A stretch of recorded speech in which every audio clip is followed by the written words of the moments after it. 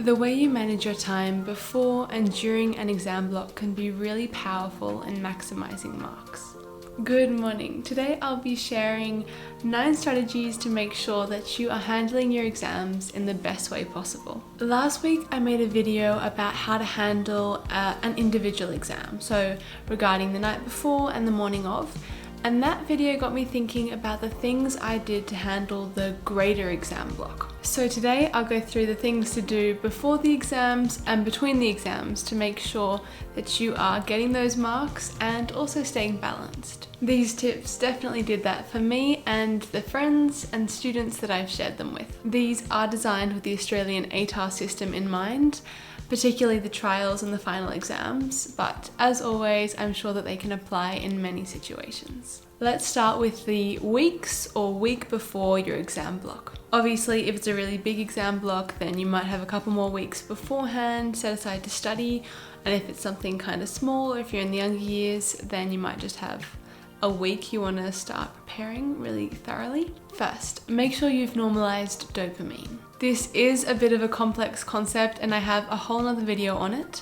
I would definitely say you'll get a lot more out of this video if you watch that one first. But basically, if you've been exposing yourself to a lot of high dopamine activities, such as watching a lot of TV, video games, being on social media a lot, or even getting into a new relationship, it means that low dopamine activities, such as studying, can't hold your attention. You can normalize your dopamine by doing a bit of a detox from these activities and also through a bunch of daily habits, and more info on that in the other video if you're interested. Secondly, be careful with what you do for leisure. This does tie to normalizing dopamine because you don't want to be doing any crazy high dopamine activities. But this tip also ties with being really careful with the type of content you consume because it really affects the type of content you can produce. For example, if you've ever read a classic novel like Jane Eyre, A Picture of Dorian Gray, maybe Wuthering Heights,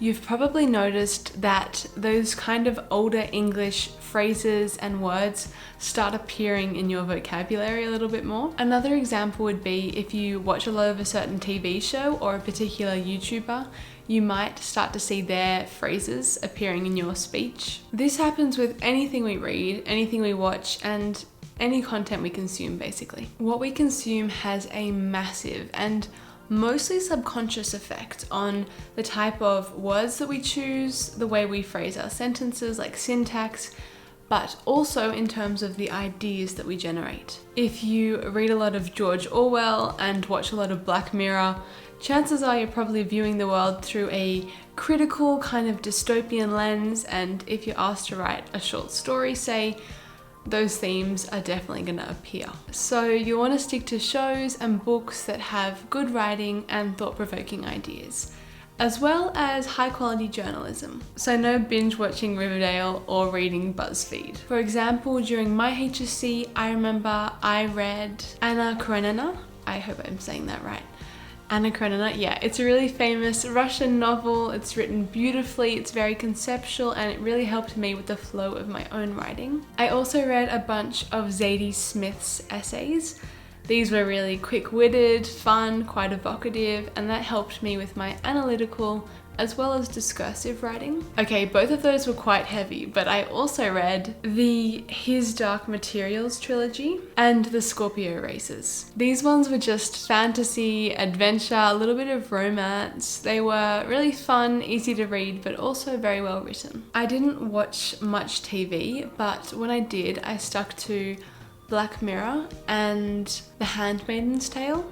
I also heard that The Crown was really well done. And I tried to read high quality journalism like the ABC or the New York Times. So yeah, make sure you're filling your brain with high quality content even in your leisure time.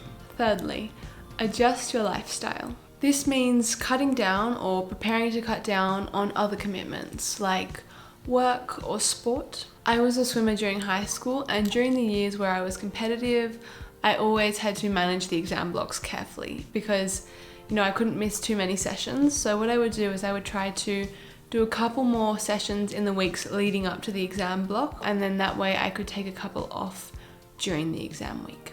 Sport can help, and work is a really important income for some people, so I'm not saying cut it out, I'm just saying adjust where you can. And if you don't currently do some physical activity, well, adjust to make room for it. As part of adjusting your lifestyle, make sure you're warning the people around you if you're going to be taking the exams quite seriously. Tell your friends, your family, your significant other, or anyone who might expect regular attention from you and won't get it during this period, like say a grandparent. This makes sure they're on the same page as you and you're not stressing yourself with guilt about not contacting them. Now your lifestyle has been a little freed up. Number 4 is to keep the exams in perspective. This is easier said than done, but I have some specific methods. I mentioned these in the video about how to handle an individual exam, but I'll just go through the same kind of ideas in terms of the weeks leading up to the exam. When you're spending all this time and effort focusing on the exams, you start to see them as the be-all and end-all. So you need to find something that grounds you and puts the exams into perspective. This can be a place, like a place at your house, or a library or a park or something. It can be a happy memory that you return to, or it can be a thought. I'll give some examples. So I had a place. I loved just sitting on my balcony, watching the sun on the trees, sitting there to have lunch, maybe do a reading. That was really grounding for me. I also had a memory of a really nice day with my grandpa on a holiday back to his home island. Happy memories are really good for when you're feeling a bit negative or overwhelmed because they remind you, you know, there is still good in the world and happy days do exist and they're gonna come again and you're not always gonna be stressed. And I also had a thought, which I found the most powerful in keeping the exams in perspective. In year 12, in my final year of high school, I had a gap year organised, which is quite common in Australia. So I would just keep telling myself, you know, it's only a couple months away, it's going to be so fun, you're going to enjoy all that travelling, and if you work hard now, it's going to be so well deserved. An aspirational thought like this can just help you zoom out, see the bigger picture and clear your head. My gap year did get cancelled because it was meant to be in 2020, but you know, I'm still glad I worked hard. So yeah, use those tips to keep it in perspective. Number 5, in the time before the exam block, start healthy eating habits. There are many studies out there that show that willpower is like a muscle. The more you use it, the more tired it gets. So when it comes to exams, you want to make sure that you have healthy habits to fall back on when your willpower is a bit weak. My sister is a bit of a food expert. She has thousands of hours of experience and she's done so much research. It's a massive hobby of hers. She's also done all the cooking in my household for many years. And I'm going to be honest, she did the cooking for me during my most stressful periods, like my high school exams. I've asked her for some advice about what to eat and how to manage food in the weeks before the exam. Here we have Ruby Kogan doing her favorite thing in the world, which is cooking. It's an excellent example of what not to eat in the coming weeks and days before the exam. If you are not eating very well in general, and it was by accident and you actually are able to eat well, then do that. And if it's something that you struggle with, then I won't say cut all the unhealthy food out, but I would say hit your vegetable intake. And that way, at least you're hitting vitamins and minerals that you do need, even if you've got an excess in the fats and sugars. If you don't know what you're doing and you are cooking for yourself, you can watch quick YouTube videos on how to cook certain meals. If you are having a sweet, unhealthy breakfast in the morning, like a cereal or something like that, if you eat donuts for breakfast, that's an American thing, isn't it? Waffles. Tasty, I know, love it, but you're spiking your blood sugar, you're setting your reward system off in the morning so that the day's harder. I think that links back into what Eve talked about with dopamine.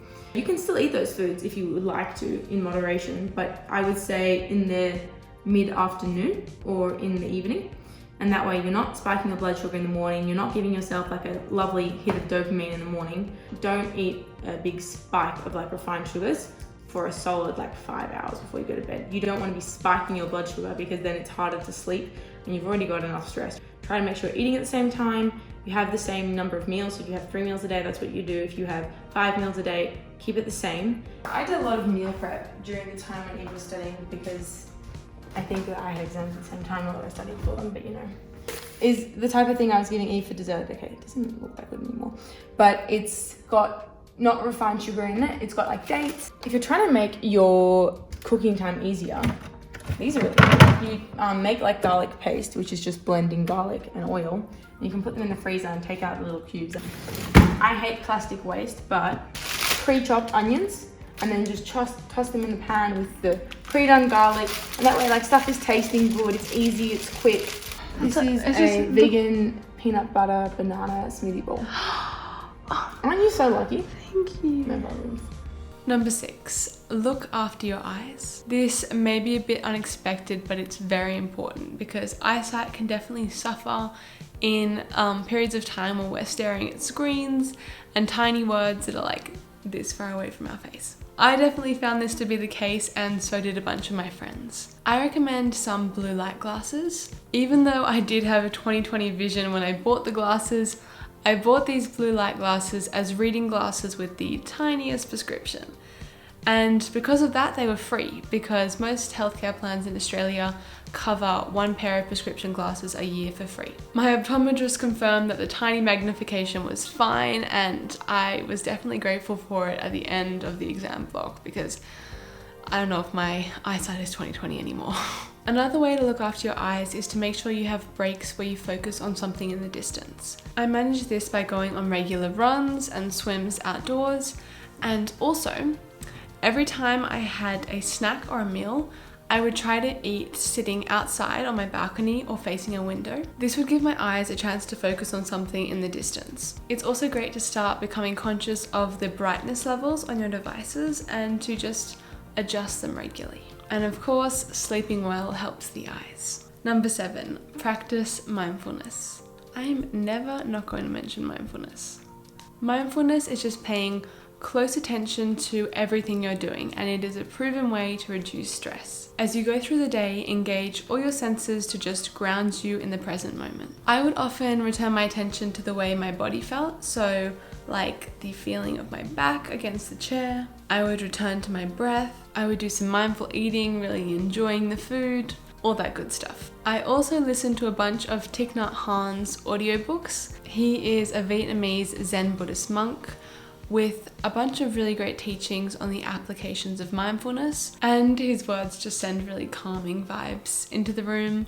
So I highly recommend him or any research on mindfulness. Alright, let's have a look at how to handle the between exam period. You've got one exam finished and you have another one coming up. This is where I saw a lot of people going wrong. Tip number 8 is to do a reflection after the exam. If you're one of those people that no matter what, as soon as the exam is finished, your brain just shuts it off and leaves it behind, lucky you. You probably don't need to worry about this. I found when I finished my HSC exams in particular, I was trying to study for my next exam and my mind would just keep wandering back, and that was very annoying. I tried a few ways to stop this, and I found the best thing to do was just to invest 10 or 20 minutes into properly reflecting. This can be like a few words typed up or a full-on handwritten page.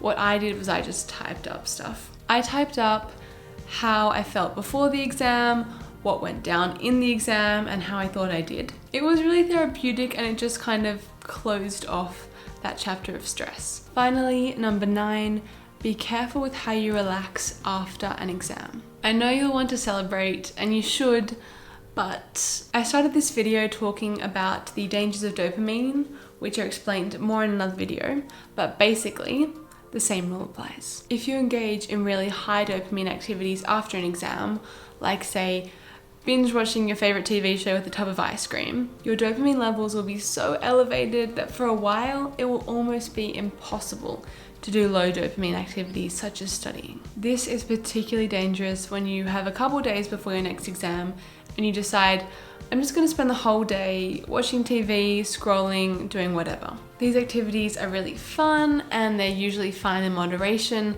but they are addictive and demotivating. I have seen so many people fall down that hole. I've fallen down that hole a couple times before I knew the harms of dopamine, and I just remember feeling so icky and lazy when I finished. I cannot stress how harmful this type of relaxation is to productivity. After an exam, I recommend relaxing with friends, maybe going out for lunch after, just hanging out with them. Maybe some other less high dopamine activities like going for a walk, going to the beach, having a bath or a massage, something relaxing. Even if you want to take a day easy during an exam block, just make sure you're doing a little bit of work to keep up that momentum. It's usually not too hard to start work in the morning if you don't do any high dopamine activities. So maybe just sit down, do an hour or something, and then take the rest of the day to relax a bit more. Stick to activities that relax and refresh you, that don't stop your productivity. Alright, so those are my 9 tips to handle an exam block. That's from what to do in the weeks before, all the way through to what to do during the exams. Let me know your thoughts, and I hope this helped.